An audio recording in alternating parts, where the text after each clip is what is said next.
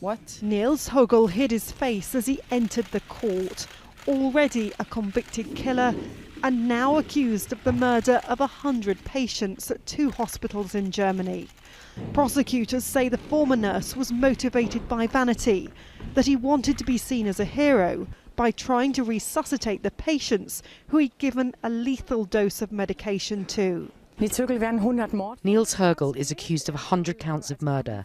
He's believed to have abused his professional position to administer medication to patients which was not medically prescribed in order to make resuscitation necessary.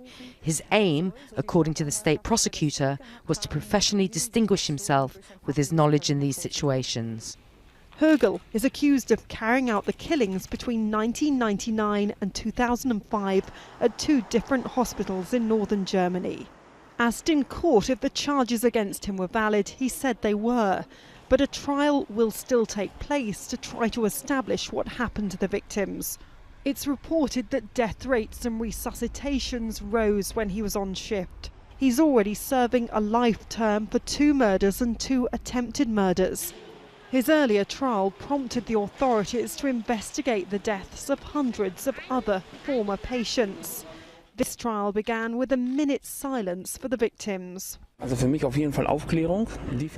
important to me is to find out what happened and that this man gets a just punishment, if that's possible.